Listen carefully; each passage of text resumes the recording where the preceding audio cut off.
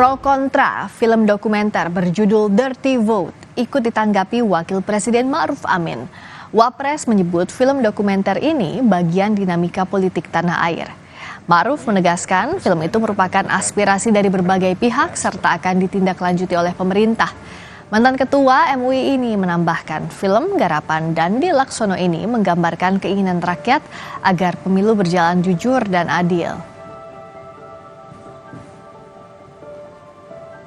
Saya kira itu dinamika dari politik kita. Ya, saya pikir nanti tentu pemerintah, kalau itu sasarannya pemerintah, tentu pemerintah akan memperhatikan suara-suara itu, saya kira. Ya, saya kira kita harapkan bahwa keinginan-keinginan yang lebih baik itu tentu harus direspon dengan baik pula. Badan Pengawas Pemilu atau Bawaslu angkat suara terkait pro kontra film dokumenter berjudul Dirty Vote. Anggota Bawaslu, Loli Suhenti bilang film tersebut merupakan sikap otokritik terhadap Bawaslu. Loli menambahkan film tersebut jadi refleksi dan evaluasi terhadap kinerja Bawaslu dalam proses pengawasan pemilu. Loli menegaskan pihaknya selalu siap mempertanggungjawabkan dalam penyelenggaraan pemilu. Film itu ya menjadi kritik terhadap Bawaslu karena Bawaslu salah satu yang dipotret, kinerja Bawaslu salah satu yang dipotret. Tentu ini menjadi refleksi dan evaluasi kami. Kami bahkan kayak tadi misalnya ada nggak yang belum tonton, kita menyarankan untuk segera ditonton karena ini menjadi kritik otokritik terhadap proses penyelenggaraan pemilu di kita. Tetapi dalam konteks kinerja Bawaslu maka kami tentu saja siap mempertanggungjawabkan seluruh kinerja yang sudah dilakukan dalam konteks penanganan pelanggaran yang kemudian dibidik dalam film itu. Seperti itu ya. Film dokumenter Dirty Vote baru dirilis 11 Februari kemarin. Film buatan rumah produksi Watchdog ini mengungkap tentang skenario kecurangan di pemilu 2024. Film ini menampilkan 3 pakar hukum tata negara, Bivitri Susanti, Ferry Amsari, dan Zainal Arifin Mokhtar. Mereka memaparkan data-data tentang dugaan kecurangan di pemilu 2024.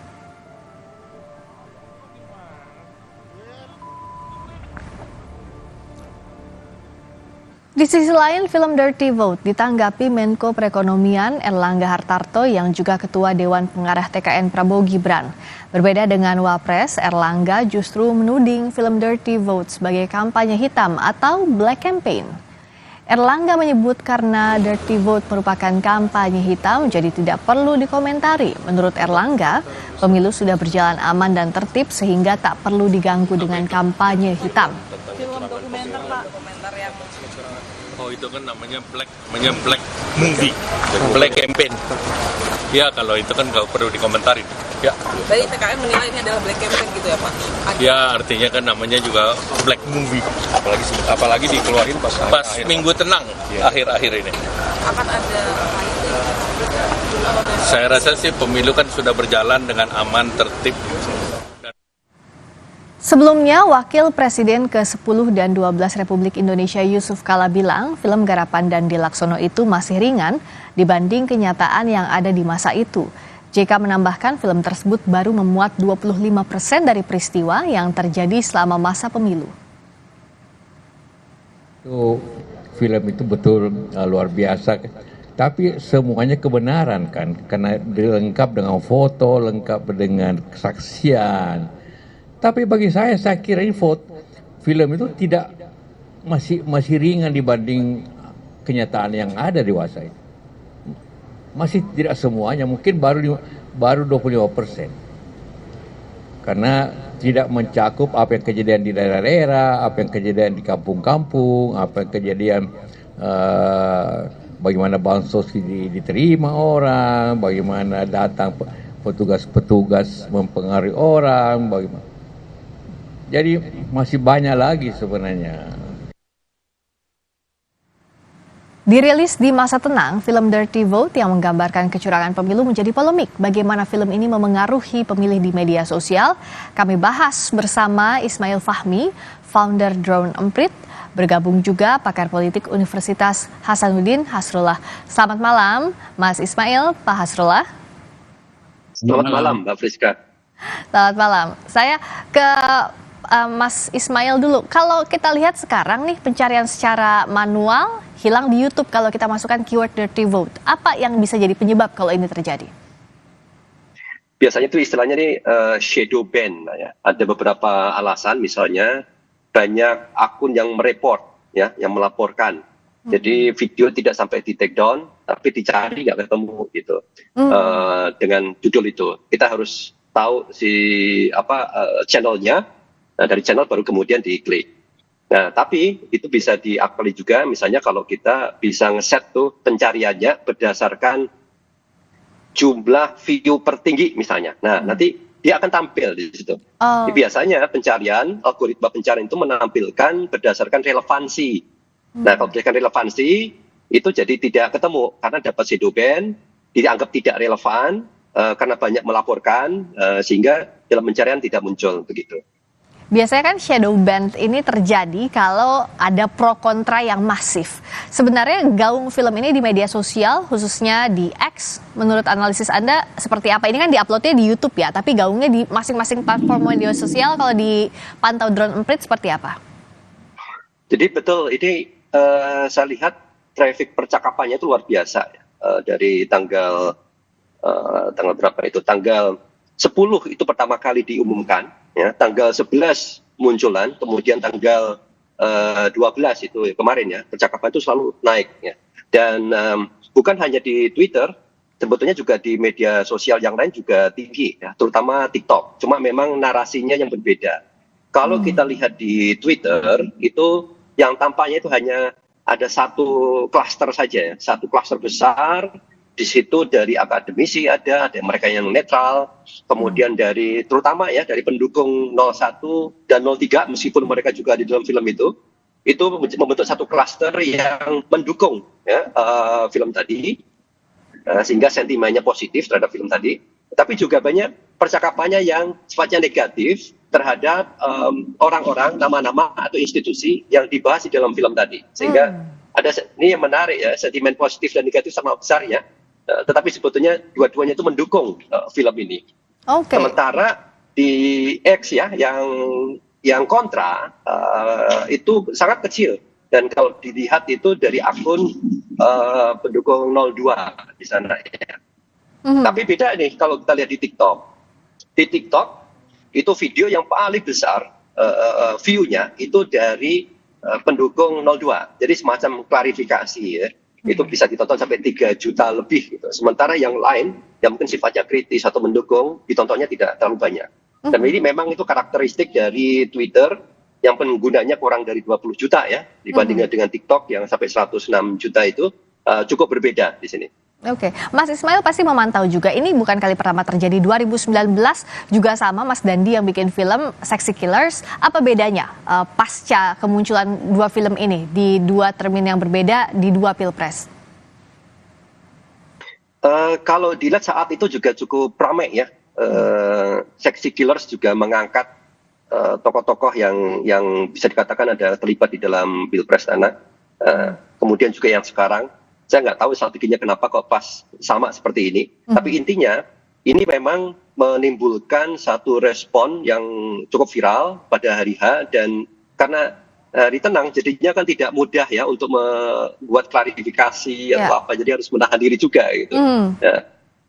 Nah, kalau dari Pak Hasrullah lihat pro kontra film yang dirilis di masa tenang, sebagai kalau kata pembuat filmnya ini adalah untuk edukasi, tapi tidak bisa dilepaskan juga dong dengan momentum masa tenang, momen-momen krusial jelak pemungutan suara. Bagaimana Pak Hasrullah? Memang konteks politik itu sangat kental juga sih sebenarnya. Ini yang diributkan. Kalau seandainya di launching bukan pada saat musim tenang atau bukan dalam rangka pilpres atau pilkada, ini biasa-biasa saja sebenarnya. Responnya luar biasa Pak Hilmi, karena kami lihat di YouTube tadi hampir sudah 7 juta lebih, hampir 8 juta gitu. Saya melihat begini, sebagai orang akademisi, saya cukup senang dengan ada kasus begini. Ada dalam komunikasi itu ada namanya content analysis. Sepanjang itu data, foto, gambar yang dikatakan Pak JK itu adalah objektif, Itu nggak ada masalah sebenarnya. Biar sampai di pengadilan asal bisa dibuktikan, itu adalah salah satu kajian dari konten analisis gitu. Kemudian itu juga kalau dilakukan secara tanpa tendensius, saya kira itu nggak ada masalah. Cuma kadang-kadang harus diketahui fungsi film itu dan media massa lainnya kadang-kadang pada situasi politik ini adalah propaganda gitu. Jadi kelihatan panas ini ini situasi karena ditanggapi karena melibatkan tokoh-tokoh yang ada di film itu gitu.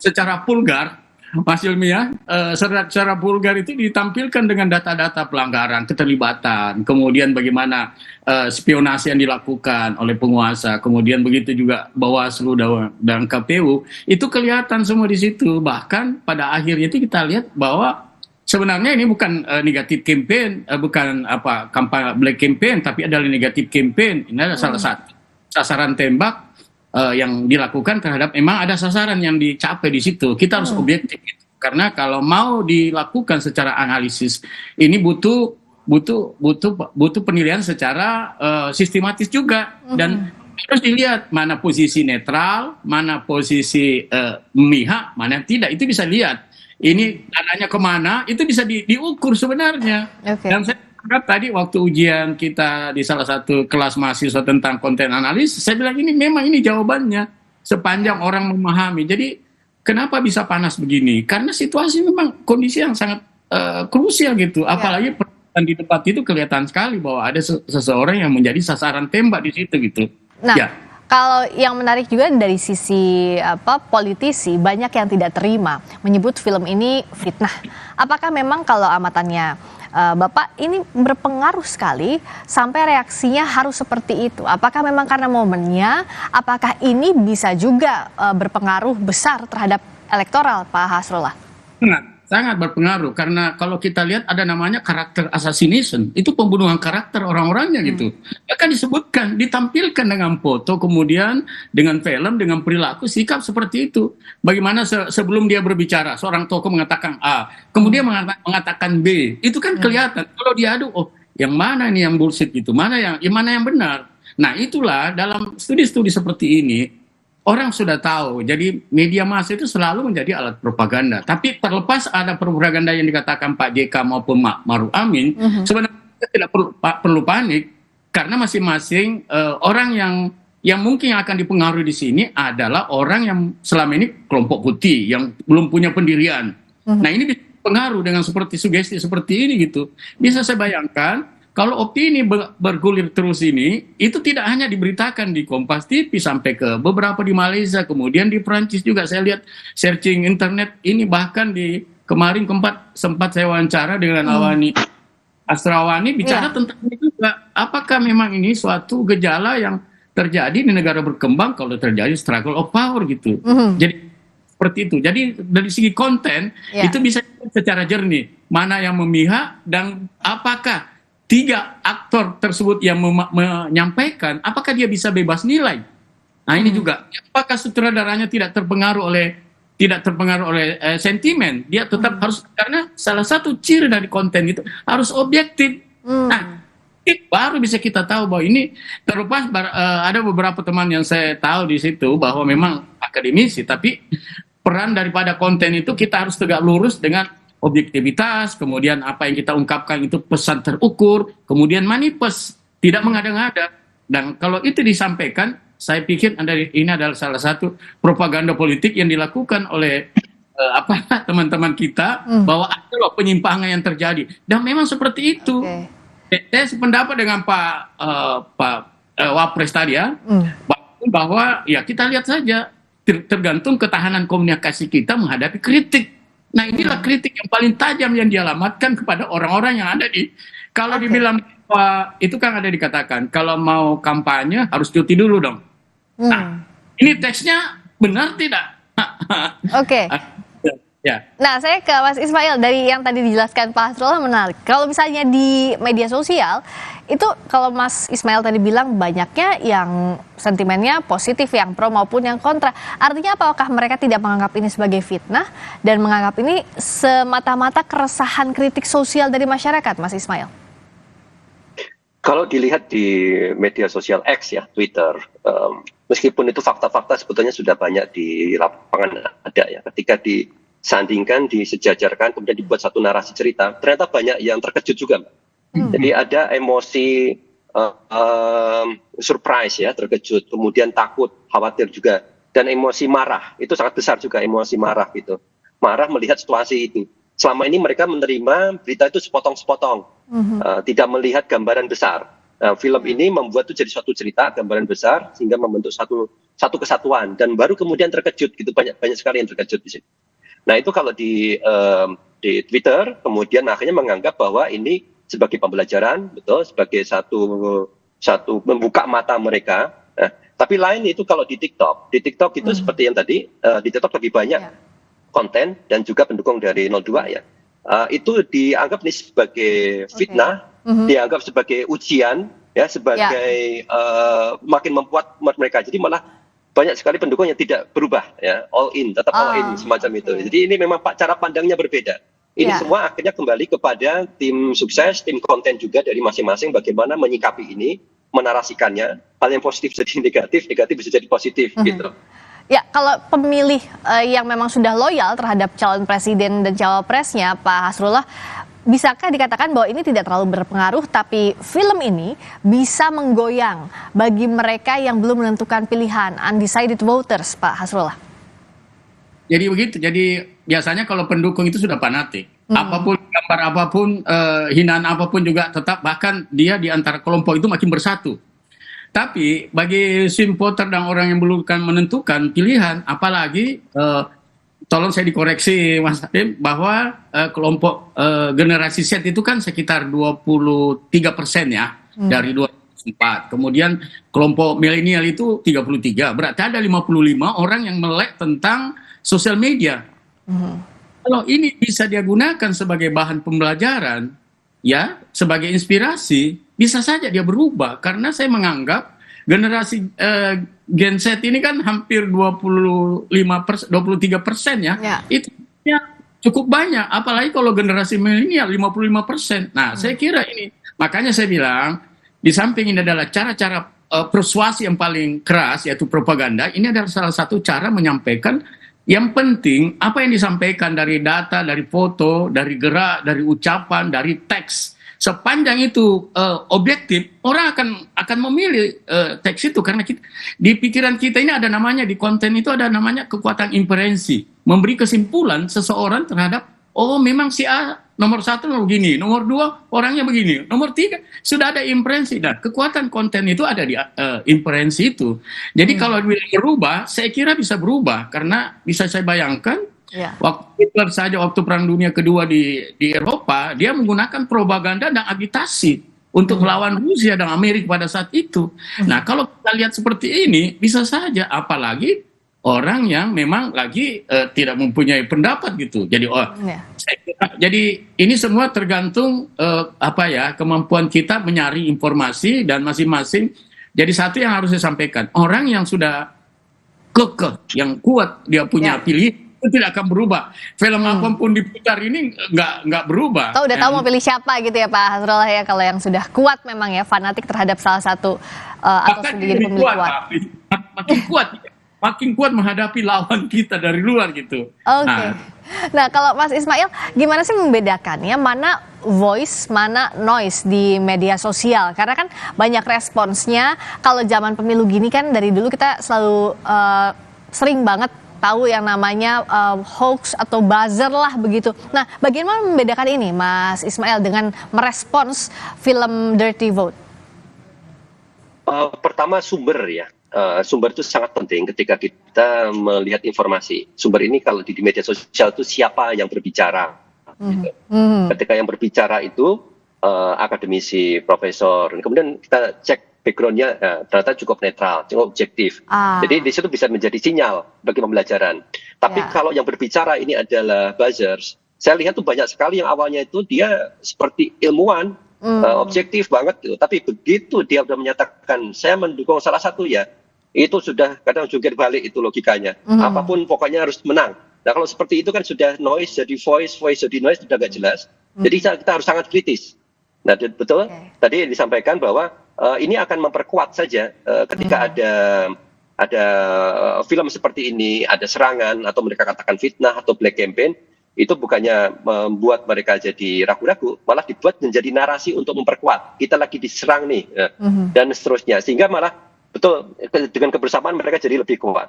Tetapi buat mereka yang menggunakan, ada yang menarik itu di YouTube, yaitu ada gamers yang followernya sampai jutaan gitu. Itu dia memberikan komentar buat orang yang sudah fanatis dan mereka mulai agak membaca film ini bisa jadi berbahaya buat mereka gitu. Tapi bisa jadi kalau sudah fanatis tidak berubah juga bisa. Tapi buat mereka yang menggunakan akal pikiran, dia bilang gitu, akal pikiran, logis, ini bisa menjadi pembelajaran. Jadi memang akhirnya kembali kepada masing-masing orangnya. Ketika memilih ini sudah firm belum? Kalau sudah firm apapun ya betul nggak akan berubah. Tapi kalau dia mencoba untuk logis, akal pikiran, itu bisa berubah. Informasi-informasi yang hadir itu bisa menjadi masukan buat dia untuk menganalisis dan mengambil keputusan nanti akan memilih siapa. Oke, kalau pemilih kuat sih ya sudah tahu memilih siapa. Menggoyangnya paling seperti yang tadi juga Pak Hasrul bilang untuk swing voters atau undecided voters. Tapi bicara soal buntut dari dirty vote ini, Pak Hasrullah, ada laporan ke polisi terhadap 3 pakar hukum tata negara yang ada di film itu, Mbak Bivitri, Mas Ferry, dan juga Bang Uceng. Nah itu bagaimana menyikapinya, membaca ini sampai harus ada laporan ke polisi dari film yang diupload di YouTube yang ramai di masa tenang ini, Pak Hasrullah?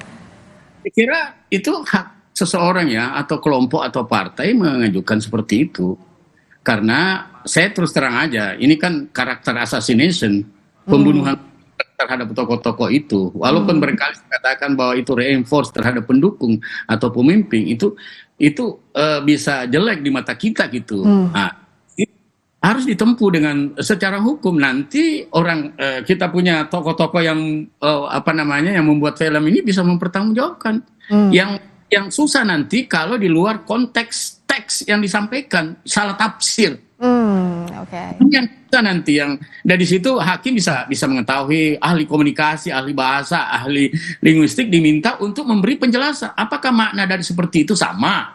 Ya. Mungkin maksudnya film itu adalah mengungkap fakta bagaimana kerjasama secara masif yang dilakukan oleh seseorang gitu, sehingga semua ini seperti waktu timing tentang waktu pembagian sembako. Kenapa tidak sebelum acara pilpres gitu? Ini kan selalu ada motif-motif. Jadi itu bisa dibuktikan di pengadilan. Dan orang komunikasi akan memberi penjelasan tentang teks ini berbau apa, menghasut, propaganda, ataukah memang seperti apa adanya gitu. Memang negara demokrasi yang paham tentang kritik, selayaknya juga saya menghimbau tetap ini harus menjadi pelajaran buat kita. Koreksi cepat itu, apa yang harus kita lakukan. Bahkan kita melawang lagi, kalau umpamanya teman-teman Uceng dan kawan-kawan punya data yang lebih itu, diumumkan lagi di pengadilan. Itu bisa hukuman bisa 2 kali 3 kali 4 gitu. Baik. Terima kasih. Terima kasih. Menarik sekali membahas ini dan apa pengaruhnya ke elektabilitas. Kita akan pantau juga bagaimana perkembangannya pasca tayangnya Dirty Vote yang menuai pro kontra. Terima kasih diskusinya Mas Ismail Fahmi, founder Drone Emprit, dan juga pakar politik Universitas Hasanuddin Hasrullah. Selamat malam Pak Hasrullah juga Mas Ismail.